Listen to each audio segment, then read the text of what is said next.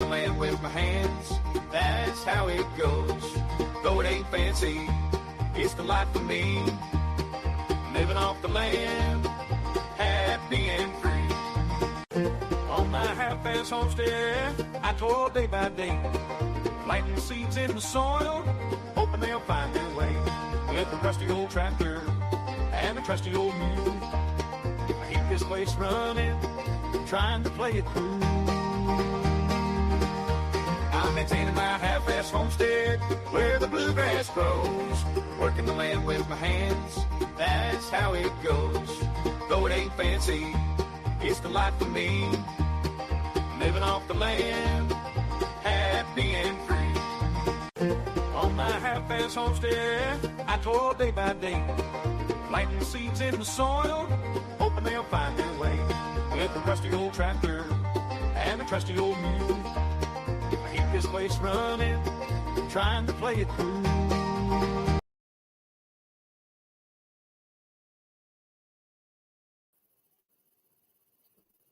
Hey guys, how we all doing tonight? Trying to get things set up here. There we go. Hey Peter. Hey Dennis. How you guys doing?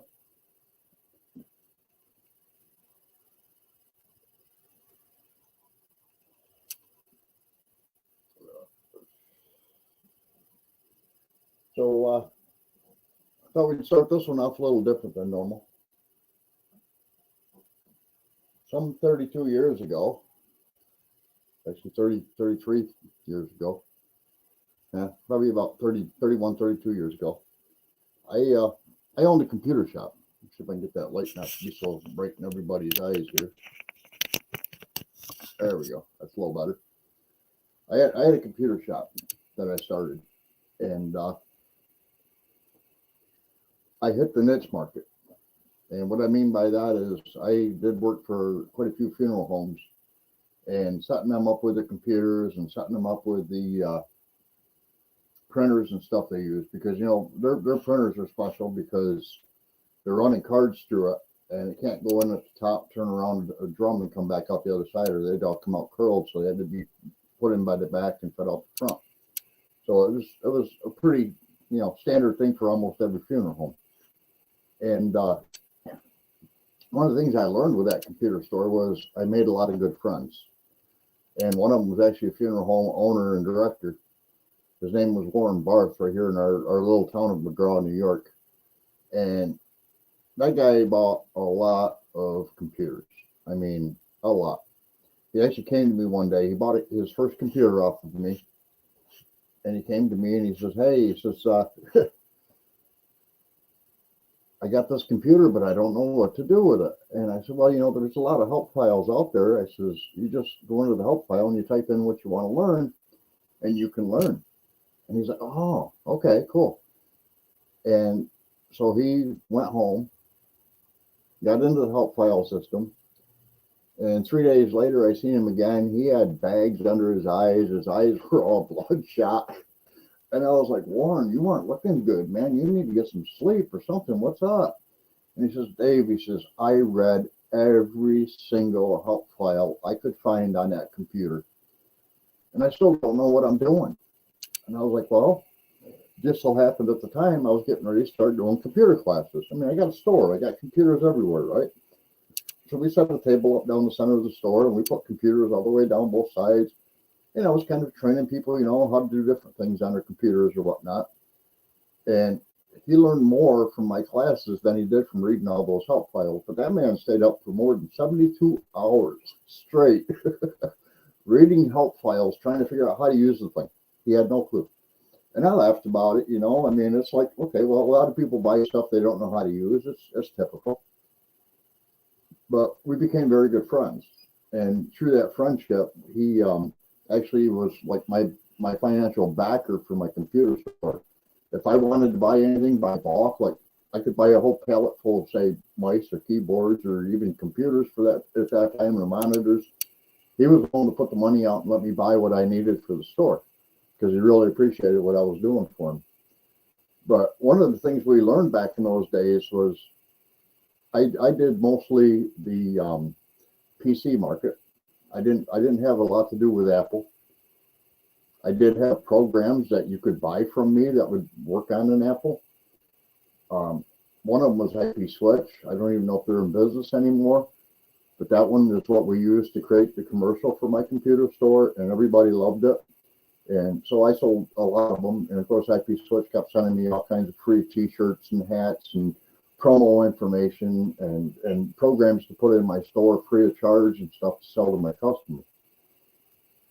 And one thing I learned was that Dell Computer was a computer company that was very, very, very proprietary. Meaning that if you had to have memory for your computer and you owned a Dell, I'd have to order it from Dell, you know. Or if you want to put a CD player into your computer, I'd have to order the CD player from Dell. And I hated it. I hated it to the point where I got away from Dell. Like I told people, don't buy Dell computers at all. Buy IBM, buy HP, buy Acer. Acer was actually a very good brand back in those days. And I stuck with that program because I thought that's what people would want to hear. And it actually was.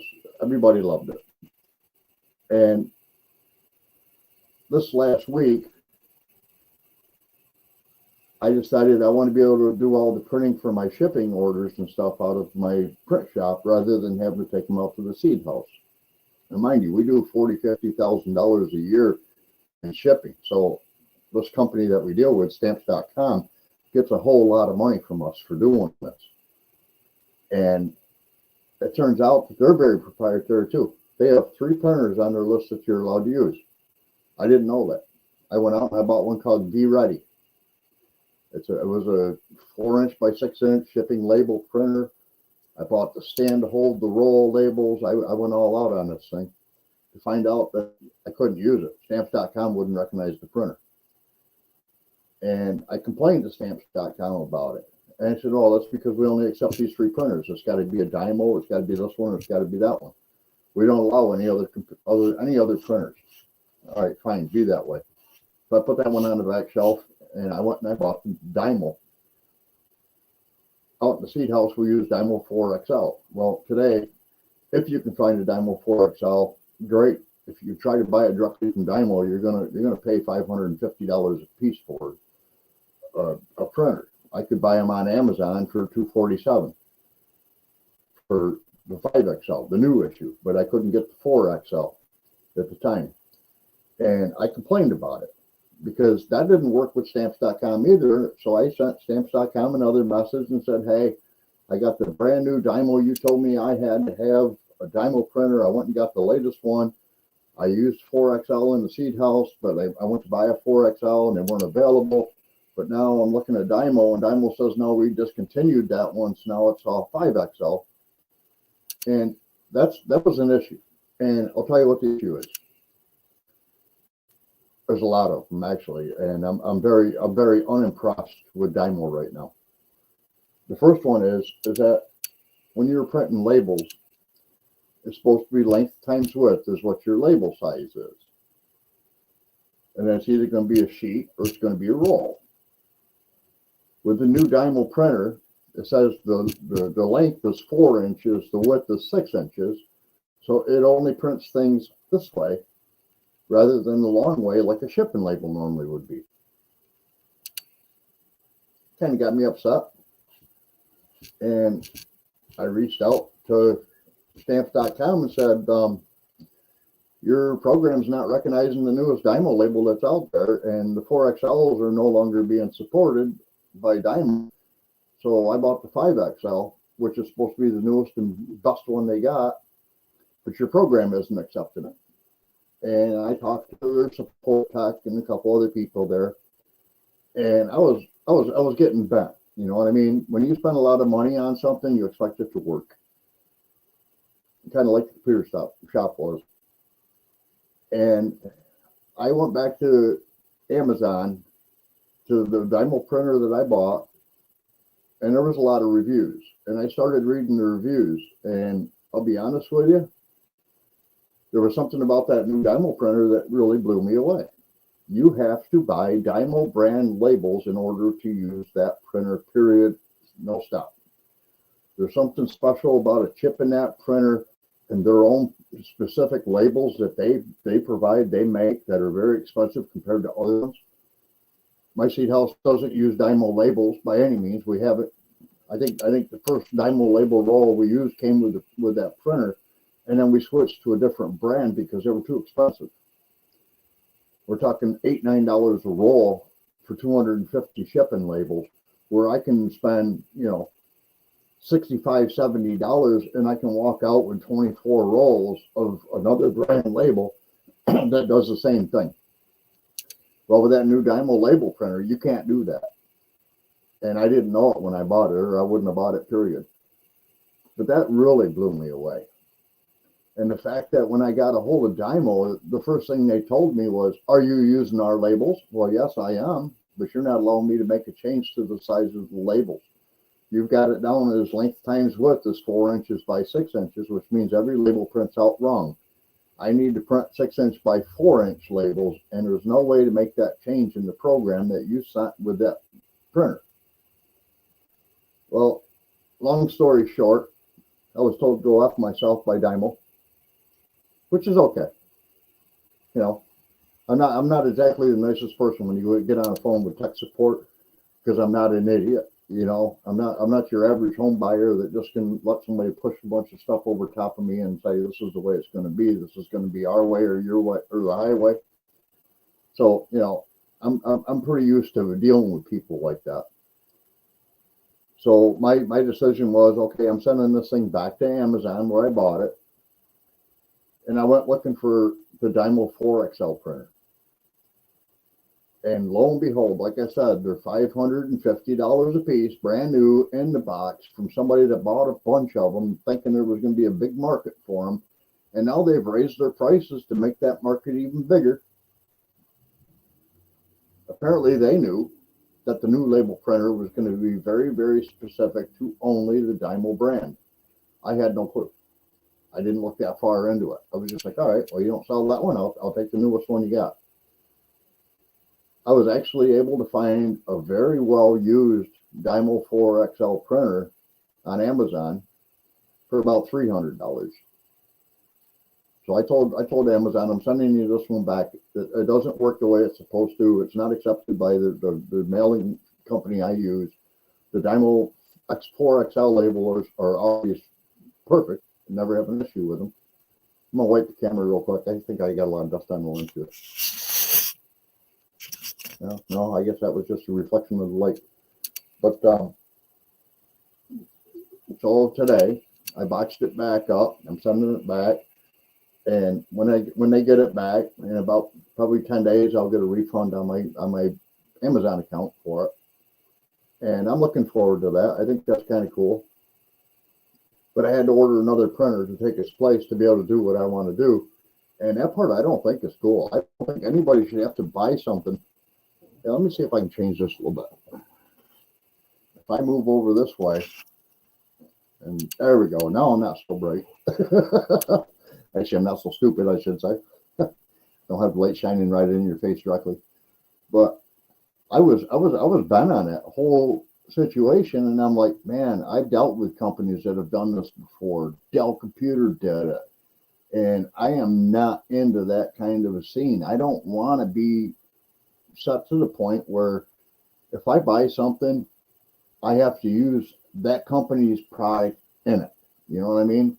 That'd be like buying something from Vivor, and you could only use Vivor products inside of that unit to make it work. That would be stupid, And Vivor sells a lot, by the way. If you don't know Vivor, that company is growing huge.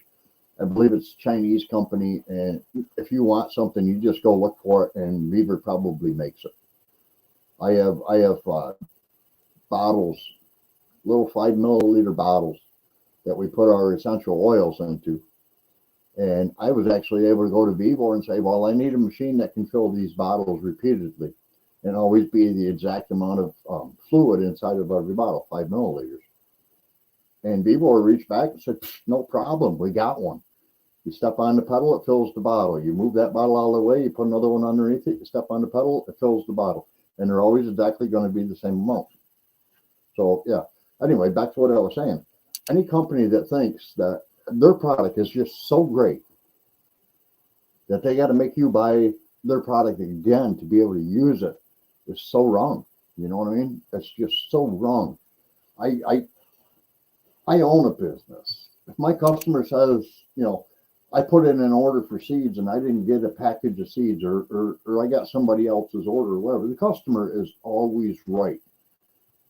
And Dymo's occasion, no, Dymo's always right. And I'm like, man, what is wrong with these companies? They wonder why today that they start losing all of this money by nobody else wanting to work with them. It's because they're doing things that is just downright stupid. It's expensive, and nobody wants to play that game. My HP printers is a good example. I can go up and I can buy non-HP cartridges to put in them, but they're still compatible. I don't do it. I've had bad experiences by doing it. Not because it wasn't working the way it was supposed to, but because the compatible cartridges have always done something wrong where it took me hours to clean a printer. So I buy only HP toner cartridges and stuff for those now. But like labels, if you like spending $30-$40 on labels, by all means, go out and buy Avery labels all day long. You can buy Avery labels. One thing I'll say about Avery labels is they are always consistent with their product. However, they're also very expensive. I don't buy any Avery labels. I don't buy any Dymo labels. I don't buy HP paper. You know what I'm saying? It's just, hey, what's the store got that I need, and get it. For the Dymo 4XL, we buy it on Amazon through a company called Betkey. 250 labels to a roll. And like I say, it was like $65 or something like that for 24 rolls. That's cheap. You can't go better than that. The HP cartridges, I only buy HP because I've dealt with too many issues of dealing with everybody else that I will never buy anybody else's cartridge to put into an HP printer again. And I will hold that line with my Big Brother printer that I've got upstairs for printing posters. I don't hold that line with my sublimation printer because, first of all, Epson Incotank, they do make a sublimation ink, but their prices are phenomenal. And I don't want to spend the money. I don't need to. I actually buy Hiipoo ink, Hiipoo, and I am very impressed with the quality of the prints and everything else that I get from it. So I do that, and I'm happy with it. By the way, I just want to say kudos to everybody. And I'm not going to try to name all their channels because I never would be able to remember all their names, but I can start out with some of them. Let's Trade Paint, Rebel at Heart, Jan from Simply Jan Homestead, Mel and Gary from Simple Life Reclaimed, Mike Smith from Drifting Dreamers 5, Wiley and Jen, sorry, I think it's My Wild Home, I don't remember. Anyway, and Possum Run Homestead actually is because it was her house. I give kudos to all those guys. They all work so well together. They didn't just do the roof. You know what I mean? They had to take down trees to be able to do the roof. They had to get those trees cut up and pulled out of the yard and do this and do that. And they did it. It's not done. They've still got a ways to go, but they did it. And it is dried in. It's just not complete. And I give all those guys kudos, man. If I could have been there to even be like a guy on the ground, tell me what you wanted me to do, I'll do it, And even Gary and Mary from Junk to Gems Homestead was there. Gary actually took over for the cut crew for almost all of the rafters. Gary jumped right in and said, "Yeah, I'll do this. I know how to do this." So I give kudos to those guys. And of course, there was other people there. Like I say, I don't know all their channel names and everything else. And also in that same respect, I don't know if all of them even have channels. I think there was some there that don't have channels. I was really amazed not to see Dogman or Jeff from Bobblehead Homestead show up. but they aren't done, so maybe they will. I don't know. We'll have to wait and see. But yeah, I mean, when they went to put that roof on, those guys were tag teaming it, and even Melanie. Oh my God, Melanie was up on that roof. She didn't care. On her own roof, she's like, "No, I'm scared. I'm scared. I'm scared." And Gary's like, "Well, then go up. I don't want to have to worry about taking you back down." But over there to Mama V, she was right up there. She's like, "Yeah, our kids' playhouse was about the same height off the ground. I'm fine. I did the playhouse. I can do this." And even Mama V herself surprised me today in her premiere video, where she went up and put the branch on the raft. Well, we're talking that's a good distance up. I think it was 20 feet above the floor to the peak of the roof where she put that branch. And as I said in their premiere, and I'll say it again, Mama V, it's better if you put that branch in your rafters than let Mother Nature do it for you, because Mother Nature is going to destroy it.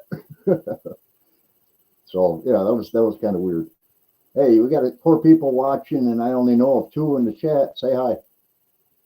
Peter, you still here? So yeah, I really loved watching that whole situation over there. Hey, Lenny Oki, how are you doing? What does my shirt say? My shirt says Blackout Coffee Company. And yes, I'm not sponsored by them. I'm one of the owners. If you don't know, Blackout Coffee actually, hi Peter. Blackout Coffee actually is one of the only coffee companies that supports our Second Amendment. And because of that, I support them. I don't own a large stake in the company, but I do own, I am one of the owners of the company. And I do that because I'm a veteran, and they actually, when you buy a pound of coffee from them, they actually send, hi Glenda, they actually send coffee to our troops. So that's a big plus for them. There is not another coffee company in this country that does that. So yeah, I'm pretty proud to be a partial owner of the company. And for those that can't see it,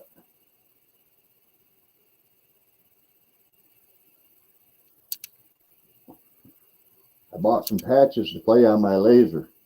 I'm not impressed with them yet. This one actually was glued on by hand because it's supposed to be able to be put on with the heat press, and the heat press actually burns the patch. So there's got to be a better way to do it. I'll find it. I just haven't had the time yet. Well, thank you, Glenn. I'll find it. I haven't had a chance to play with them a lot, but I'll find it. I've been really super busy, as a lot of you guys have been seeing. Let me grab one.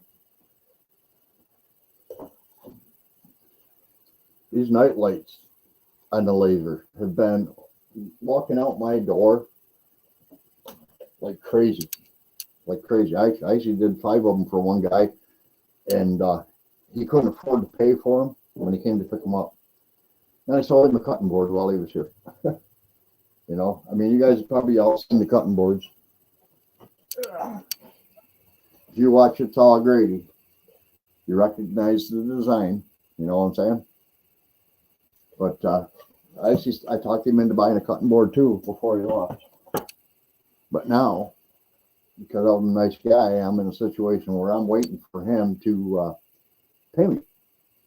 I contacted him today, and he says, yes, I owe you, I know. Well, I know too, and you know, I can help people out, but if they ever screw me, they can never ask for any help ever again.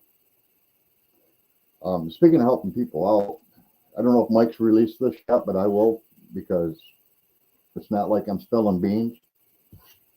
Mike and Lissa ordered a full case of coffee mugs from me. It's 36 coffee mugs at $7.67 a piece.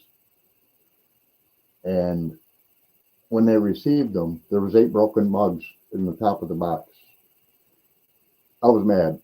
I was mad at the post office, because those mugs get shipped to me from a warehouse here in the United States, but that warehouse gets them shipped to them from China. They can go from China all the way to that warehouse, and from that warehouse to me, and never ever have I received a broken mug. But they received 8 broken mugs just going from New York to Arkansas. And there were fragile stickers on every side of that box, including the bottom. So that really bothered me. I told Mike I'd make it right. So what I did is they started selling the t-shirts, and they got orders. And the first two t-shirts he sold were the 4XL. And I emailed him and said, Mike, I'm not charging you. He said, well, send me the invoice for this. I said, no, I'm not sending you an invoice for it. I owe you money now. You don't owe me a dime. So the first two t-shirts were on me. Well, before I even had a chance to get them printed up, he sent me an order for one more. And I'm like, all right, well, this is my price. This is what you're buying them for. And of course, it's not the same thing he's selling them for. He's got to make a profit, or there's no sense doing it. And so that third t-shirt order came in, and once you know, it was for another 4XL t-shirt. Most expensive shirt I sell. The bigger you go, the more they cost. And I emailed him yesterday and said, Mike, I appreciate the business. So what I'm going to do is all three of these t-shirts are on me. And you no longer have credit in my store. So any t-shirt sales from here on out, I will invoice you for, but those first three I can't. I actually returned more money to them than what was actually owed for those 8 coffee mugs. And I told him, I said, well, it was like $1.50 less or $1.50 more than the credit he got for the 8 broken coffee cups. And I told him, I said, Mike, you know, I'm not going to bill you for like $1.50. That would be stupid. This one's on me too. Classify the $1.50 towards your frustration of opening that box and finding 8 broken mugs. When he sent me I talked to him quite a bit on it, and I said to him, I said, I need a picture of every broken mug that's in that box. He sent me a picture, and it was 8 mugs. And unfortunately for him and for me, it was all 8 mugs were at the top of the box. That means the post office put something really super heavy on the top of that box and broke them. I mean, we're not talking, I think it was one with a handle missing. Okay, that's fine. I can take one with a handle missing. But the rest of them were flat. I mean, they were simply super, super crushed. And I was like, I took it down to the postmaster.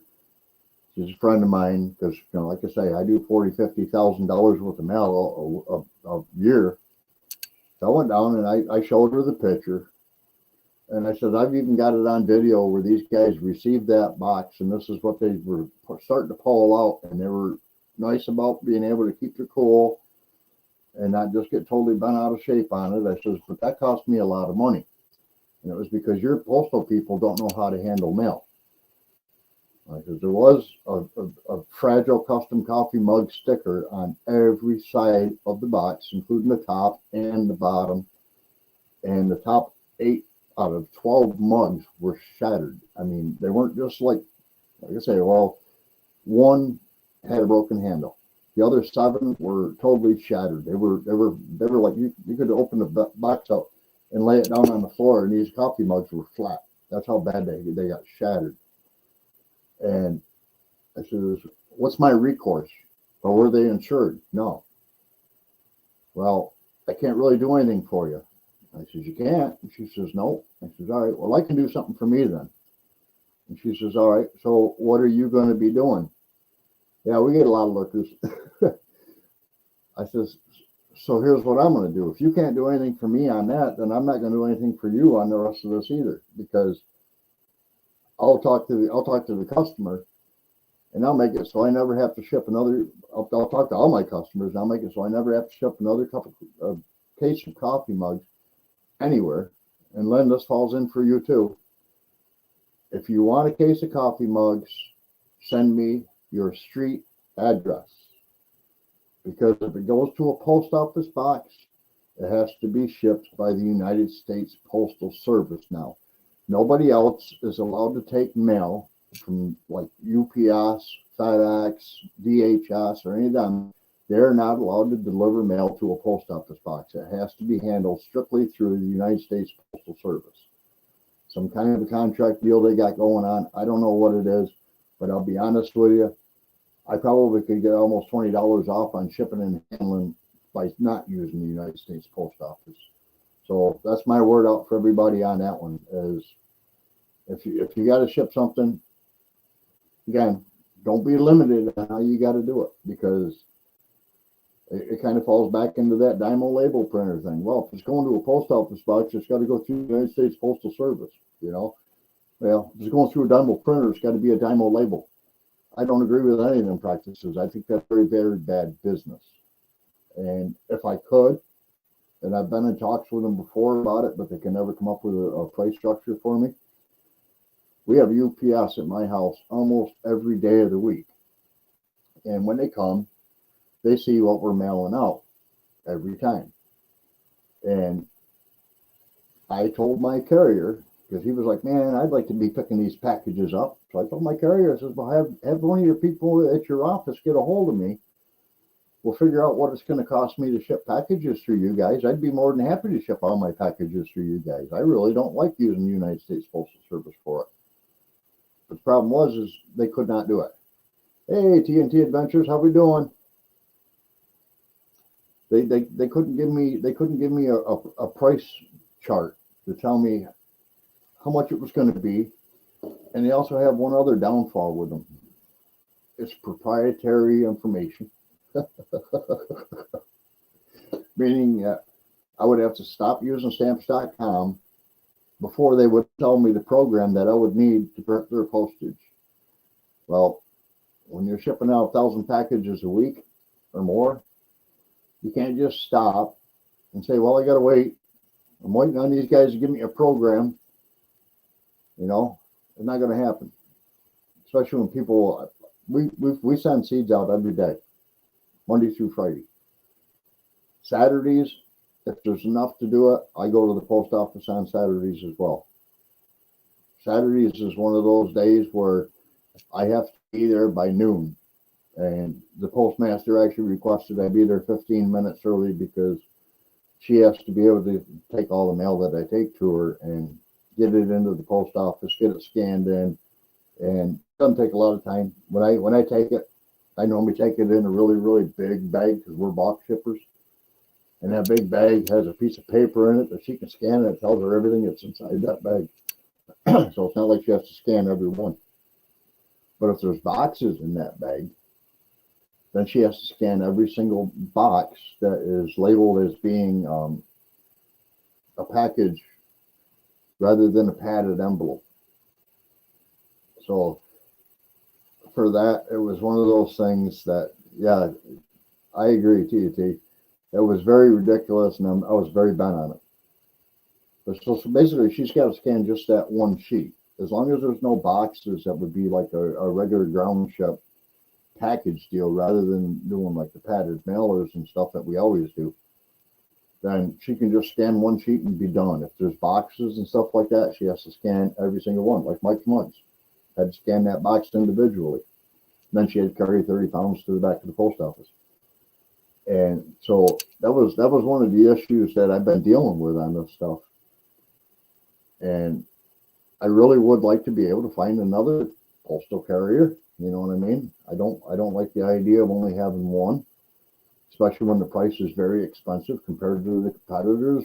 If I can't use the competitors, then I'm doing something wrong.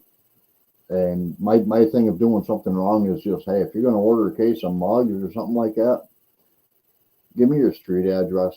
I can take it to UPS. It's right down the road. Actually, it's halfway to the post office.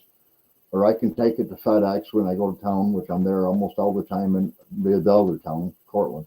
I'm there almost all the time. My girlfriend's always at the doctor's or something, or I'm taking my mom shopping, or I need to go to the store for something or pick up supplies.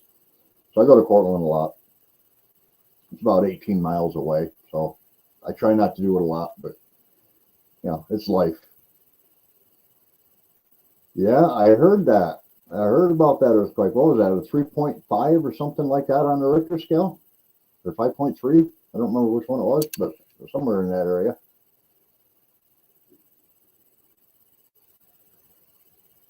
That's one advantage of New York. We get windstorms. They don't claim them as tornadoes because it's too clean. We don't get the swirl.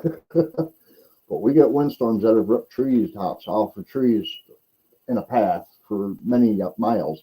It actually ripped the roof off the building where I was working at the time. And 5.5 downgraded to 5.1. Okay, so I probably seen it when it was about 5.3. Yeah, so it ripped the building off, or the roof off the building where I worked, and I was with my son's mother at the time, dropping the kids off to the babysitter or whatever we were doing, and I had to go looking for her brother, and I was in my van, and I'm driving down the highway. They thought, well, maybe he's over here at Great American or whatever. So I get in the van and I drive over that way. Well, I see there's a bridge closed. And I'm like, why is the bridge closed? That doesn't make any sense.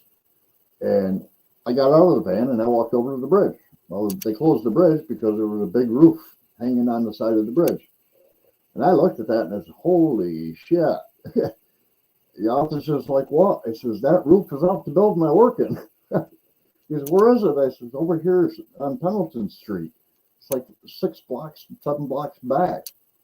He's like, are you sure? I said, yeah, I'm positive, man. That's the roof off of a building. So I went back to where my girlfriend and my son were. I said, hey, I'm going to work. I don't know when I'm going to be back to get you guys home or whatever, but I'm going to work. Our roof is sitting on Port Washington Street Bridge. And she's like, wow, okay. And I left. Well, when I got over close to where I was working, the first thing I noticed is the next factory over had a big gaping hole in the side of the building. I was like, oh boy, something went through that building. I mean, it was a rip out. The metal was like this. And I pulled around the corner to go over to where I worked, and then there was a big indentation with a hole in the middle of it on the other side of the building. And I was like, oh my God, our roof went through that building. And I went in, and of course, my boss's car is parked right out front with a tree sticking out the front. So he had no grill, no fan. I don't know how far it went into the block or whatever, but that tree was sticking out of his car. And I parked my car and I ran inside, and he's in there. He's like a madman. We made baking soda.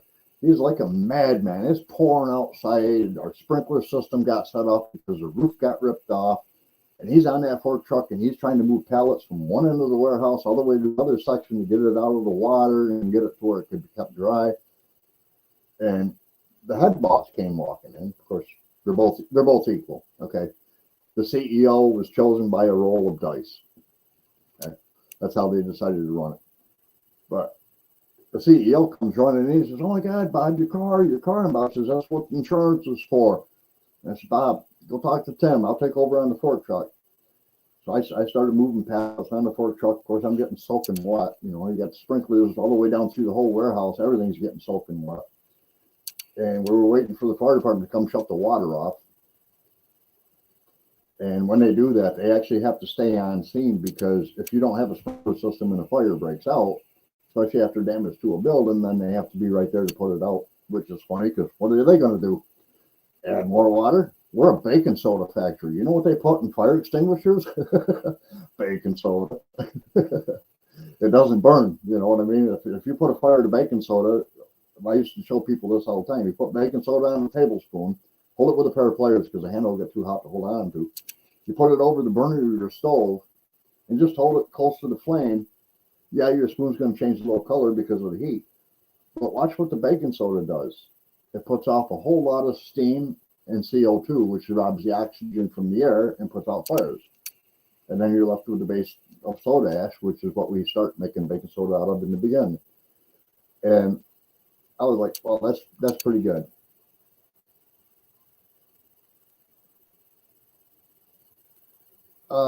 Me staying in Oklahoma? Not yet. Actually, I don't want to stay in Oklahoma anyway. I want to go to Arkansas. I kind of like Arkansas a little bit better than Oklahoma.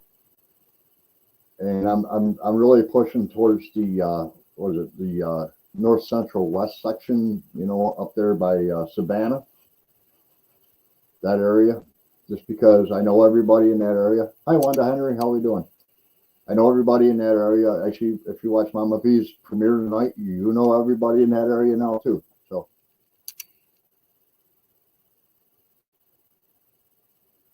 it's not about me meeting somebody in Oklahoma that I'm going to stay with. I actually took my girlfriend with me to Oklahoma. My son's mother is not the person I brought to Oklahoma meetup.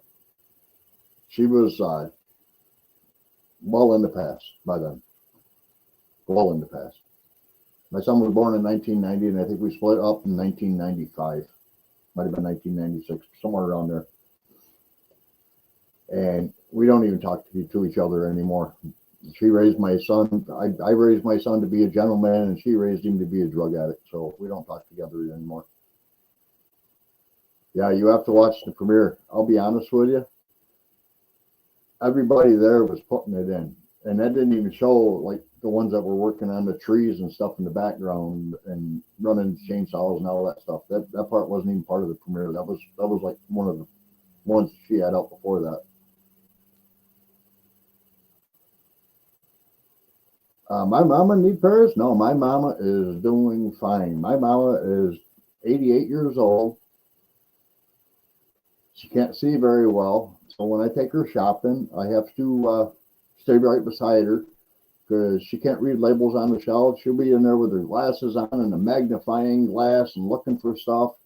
If I don't stay with her, then I'll be in that store for hours because then she has to go find somebody to find what she's looking for. I made her quit driving back when she was about 74, I think it was, somewhere around there. She had a minivan, and she trusted this one shop to work on that minivan. And she brought it to me one day, and I walked outside onto my porch, and I was like, "Mom, your van's leaking something." And she's like, "What?" I said, "I don't know. It's leaking something." So I walked out to the blacktop at the end of the driveway, and I reached down. And, yeah, it's your power steering fluid. So I opened the hood. I'm looking for the power steering pump, find out where this leak is. I couldn't find the power steering pump for one. But what I did find was the shock towers. What the shock tower is, when you open your hood, where the shocks come up in and they get bolted at the top, beside each side of the motor, and then they go down to your front axle. Well, shock towers are made out of a metal that's about probably 1/8 of an inch thick. That takes a lot of beating, you know what I mean? Some potholes and whatnot. I opened up her hood. These things were almost 1 inch thick with rust. And I called the shop up. They just came and towed the vehicle back to the shop. And Mom's like, "Oh yeah, they're gonna fix this, and they're gonna do this, and they're gonna do that." And I called the shop up, and I was like, "Hey, bro, man, I looked under the hood of that car. That car is not legally to be driven down the road. And you guys keep working on it. You should have noticed this. You should have seen it. You've got it in there right now to be able to do the power steering pump to find out why it's leaking. All I got to say to you is she ain't driving no more." And my mom's like, "Well, I got to get another vehicle. They just called me and told me that they got to junk it." And I says, "I know they did. I just talked to them." And she's like, "What do you mean you just talked to them?" I says, that van can't be repaired, Ma." I says, it's in really, really bad shape." And she's like, "Oh." So she gets my aunt and uncle and starts looking for another vehicle from the same shop, mind you. The same shop, the same one that's been saying, "Well, you got to fix this, you got to fix this, you got to do tires, you got to do this, you got to do that." They were willing to fix the power steering pump without worrying about shock towers.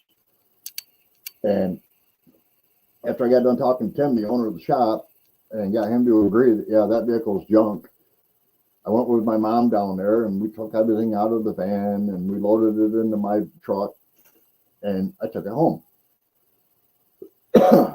Well, unbeknownst to me, she got a hold of my uncle and aunt and said, "Hey, they got another vehicle down there at that shop that I'm really interested in." And she told them all about it, And my uncle said, "All right, I'll drive over there and I'll take a look at it and see what I think." So he goes over, he checks it all out, and when they get there to check it all out,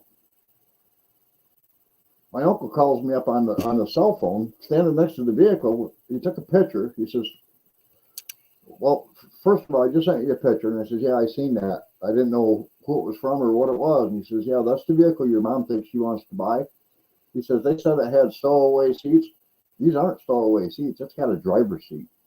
The only reason why your mom wants a vehicle is so she could take people back and forth to doctors and go get their drugs for them and whatnot."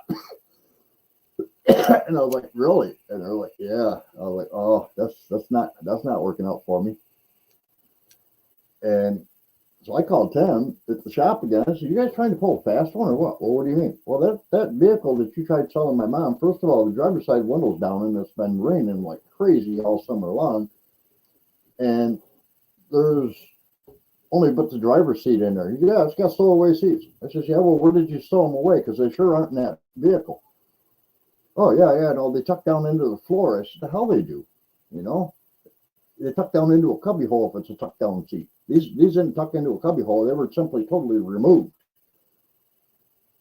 Well, let me call you back. He goes out, apparently looks at the vehicle, comes back in, calls me back. He says, yeah, he says, I guess my guys took the seats out of it for some reason. I says, yeah, that's what I said. You stowed them away all right. I said, well, my mom's not going to buy that vehicle or any other vehicle from you guys because you've been ripping her off all this time. And so I called my uncle back and I told him I just talked to that shop and told him that Mom would never buy a vehicle from them for one and never take another vehicle to them for repairs for two because they've been ripping her off all this time. And I said to my uncle, I said, I want you to do me a favor. And he said, what's that? And I said, we need to talk Mom out of wanting to even drive anyway. He's like, yeah, but how's she going to get back and forth to the store? And how's she going to do this? How's she going to do that? I said, first of all, at the time I lived in town, again, 18 miles away. I lived in town. If she needs to go somewhere, all she's got to do is pick up a phone and make a call. I'll come get her. If nothing else, my brother Dale just retired. He'll come down and he'll take her shopping. The very worst case scenario, cabs are only $3 to go anywhere in the city. So that's fine, you know. And he's like, yeah, okay, we can do that. And I was like, all right, cool. So we all kind of ganged up on my mom and explained to her why she didn't need another vehicle. First of all, you don't need to repair bills. You don't need to be buying gas to take your neighbors everywhere without charging them. You don't need to be paying for car insurance, and you really shouldn't be behind the wheel because your eyesight's going bad. You know, I mean, it was just a whole run out. It was kind of like when the family sits down and they all like try to talk the kid that was doing drugs and having to go to rehab. You know, I mean, that's kind of what my mom was like. I even had my brother Dale up in Syracuse saying, yeah, Mom, I agree with Dave. You really shouldn't be driving anymore. You don't pay much attention to what you're doing when you're talking. And I was like, thank you, brother. So yeah, I'm to the point now where my mom calls me almost, yeah, there you go, intervention. That's the word. She calls me like almost every single day, you know, and sometimes it's annoying because I'm busy trying to do stuff, but it's my mom, you know, I do what I do. And I laugh about it too, because it's like, I went to go get cigarettes the other day, and that's a really, really long drive. We're talking, it's from my house to there is 2 hours over and 2 hours back. And I stopped at my mom's house on the way because I had something for her. And she's like, well, what are you doing today? I said, well, I'm going to get cigarettes. And she, oh, can I go for a ride? Yeah, you can, but boy, it's a long ways to go, and there ain't no bathrooms or nothing on the way. Well, that's okay. I've only had 1 cup of coffee, and I haven't taken my liquid pill yet. Well, all right, well, let's go. So I took her over. She rode all the way over there, talking all the way there and talking all the way back. She made me stop at a restaurant so she could buy me lunch for taking her out of her house. And, you know, of course, every time she ever does that, she's always, I can't believe prices are so expensive. $8.75 for a sandwich. What is wrong with people? And I was like, Mom, you know, it's typical today. You know, you're paying people $15 an hour. You're thinking of what prices were when you were working as a secretary for $8, you know. At 88 years old, been retired for over 60, almost 70 years now. Actually, yeah, no, not that long. Sorry. She's been retired for 30 years now. And it's like, she's expecting today's prices to still be those prices, even though she sees the difference at the store.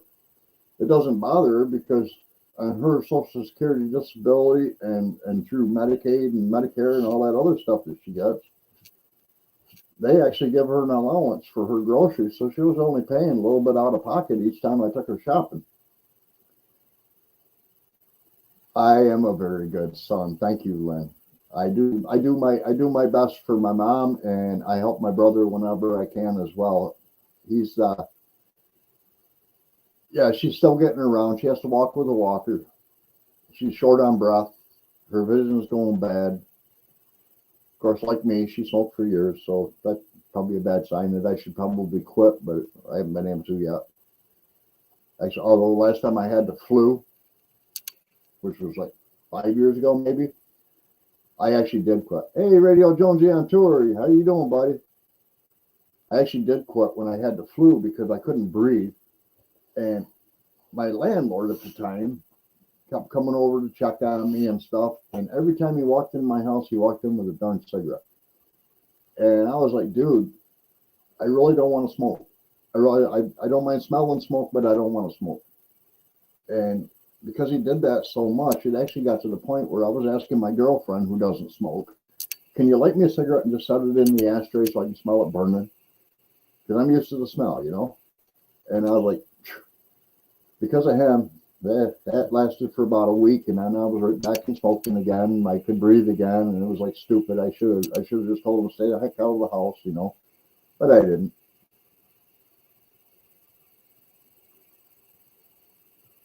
All right, so anybody else have any other questions or anything like that?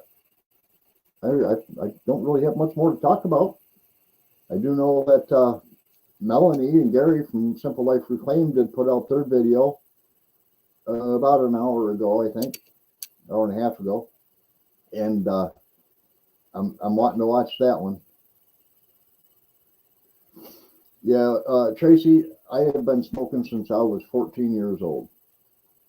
And I'm 59 now, so I've got 45 years of that stuff in my lungs. And I've tried quitting. Actually, I'll show you something right here. I got it right behind me.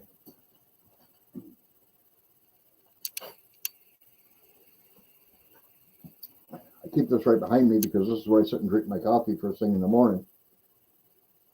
This is a new product that just hit the market. It's 100% plant-based, no side effects, immediate effects. 35 patches is enough to last for 14 days. It has natural tobacco extract, licorice, clove, citric acid, menthol, and hops. It reduces the desire to smoke, reduces the number of cigarettes you smoke.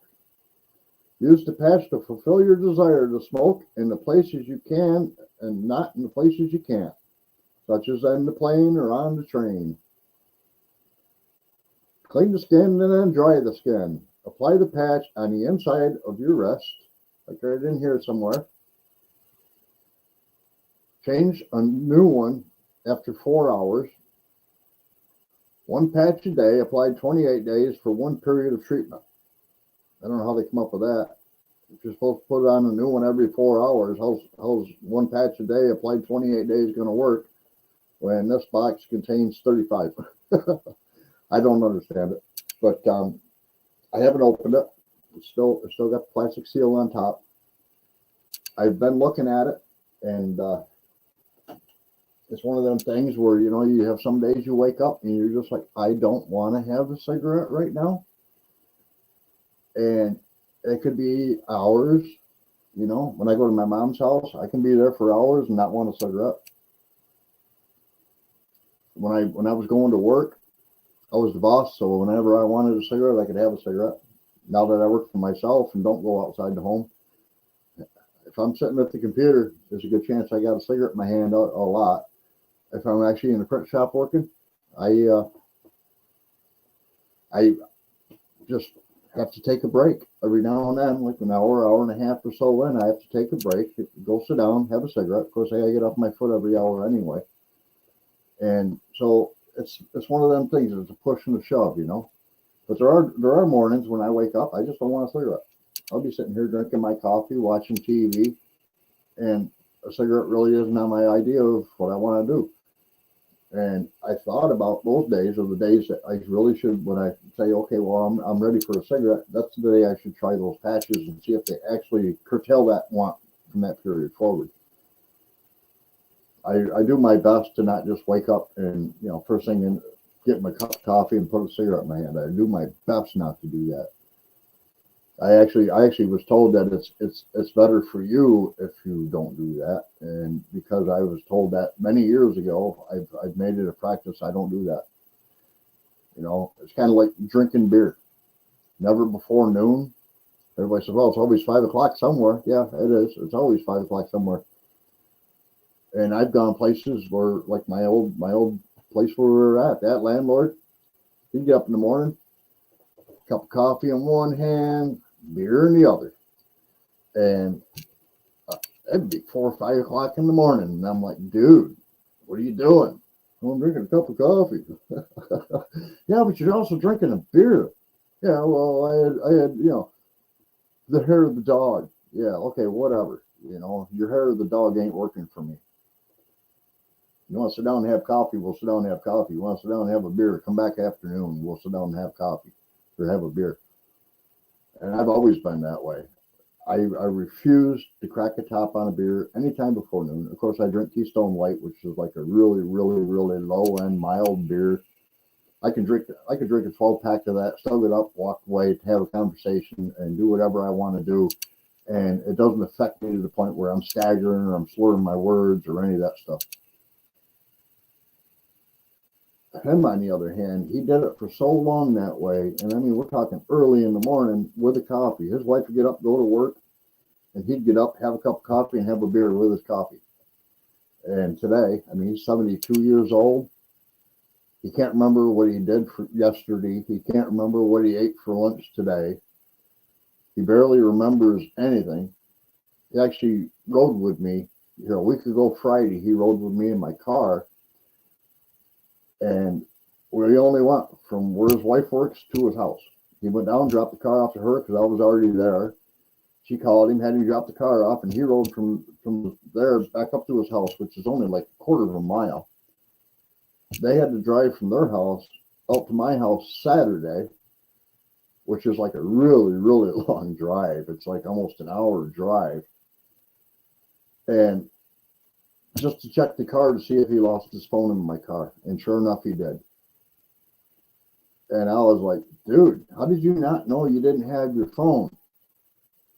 Well, I don't know. What do you mean you don't know? How did you lose it in my car? Well, I thought I put it in my pocket. It was between the seat and the door. There's no pockets in there. There's pockets in the door, but you didn't put it there, It was actually right down under the carpet underneath the corner of the seat. I was like, dude, he used to be a mechanic. He used to do body work. He used to paint cars. Today, he don't do nothing. He's not allowed to go down in the garage by himself anymore because they're worried he'll burn the thing down or whatever. And he's mentally, boom. When he goes hunting, his son goes hunting with him. And his son has actually had times where his father had fallen asleep against a tree, and the son had taken the gun and brought it all the way back to the house, and then sat in the house watching TV, getting warmed back up from hunting. And it'd be like an hour and a half, 2 hours later, his dad comes walking back in. He says, "Well, man, I don't remember what I was doing down in them woods, but I guess I had a pretty good nap in." And Mike's like, "Where's your gun?" Well, what do you mean, where's my gun? I wasn't hunting. Yeah, Dad, we were. Oh, man, I got to walk back out there and see if I can remember where I was at. I got to get my gun. Mike says, "No, you stay here. I'll go look for it." And walked over, opened up the closet, pulled the gun out. He says, "Next time you go hunting, just stays home." If you can't remember where you put your gun, you don't belong in the woods. You know what I'm saying? That was one of the big funny things about the military is if you leave your weapon leaning up against a tree and anybody finds it, not just the drill sergeant or somebody else, if anybody finds it, that gun is signed out to you. Yeah, he's also a little looped in the head too, Tracy. This kid goes to bed having nightmares. I mean, literal mental meltdown nightmares. He's on all kinds of medication. He can't go get a job. His family left him, wife and kids and whatever, because he's just so mental. He shouldn't have a gun either, as far as I'm concerned. But apparently the FBI with the Nix system knows better than I do because I'm around these people all the time. I don't know. It's a sad story. I've listened to a lot of his stories about what was going on in his brain, and I'm just like, dude, take an Adderall and go lay down. He's a mess. He's a mess. Actually, I brought him out here one day to work with my employee Jim to carry some pieces of Texture 111 plywood upstairs for working on that. We only had to move 11 sheets. He was out of breath on the third one. I was like, are you freaking serious? Yep, out of breath. I was like, man, that's so sad. That is so sad. He's only like 38 years old, 35 years old, something like that. Lazy. Complains about not being able to breathe. Oh, I got to make sure I got my asthma med and I got this and I got that. And I was like, dude, man, get out of your head and just kind of live life a little bit, you know? All right, guys, it's been an hour. I really want to get up there and see what Melanie and Gary's has been. And I'm glad you guys all hung out for this one and glad you all stayed. And see you guys next Saturday. Don't forget, if you can, give me a thumbs up on this or whatever. And if you're not already, I'm pretty sure everybody is, subscribe. All right, we'll talk to you later. Everybody have a good night. Enjoy the rest of your weekend.